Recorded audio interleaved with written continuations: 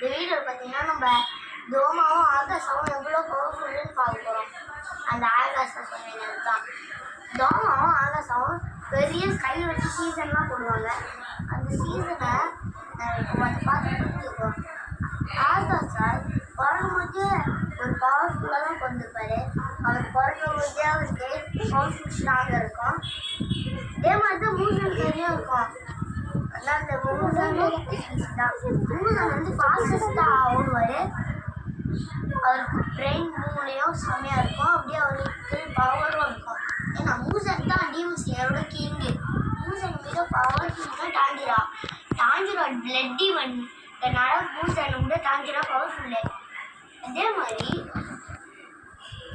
ஆகாஷா வந்து பார்த்தீங்கன்னா சன்பிரிட்ஜ் இருக்கு, மூணு பிரிட்ஜ் இருக்குது. அதே மாதிரி தான் நம்ம கப்புஷிபோருக்கும் இருக்குது. அதே மாதிரி நம்ம ஹீரோச்சி கிட்ட மட்டும் அது இல்லை. ஏன்னா ஹீரோச்சி வேற கொக்காக்கே மாதிரி இருக்கும். அதே மாதிரி நம்ம நருட்டோ சீரியஸில் இருக்க மாதிரியே தான் கப்புஷிபோவும் ஹீரோச்சி அண்ணன் தம்பி. அதே மாதிரி தான் இட்டாச்சி சாஸ்கே அண்ணன் தம்பி. அதே மாதிரி தான் இருக்கு. அவ்வளோதான் இந்த வீடியோ ஃபுல்லாக முடிஞ்சிச்சு.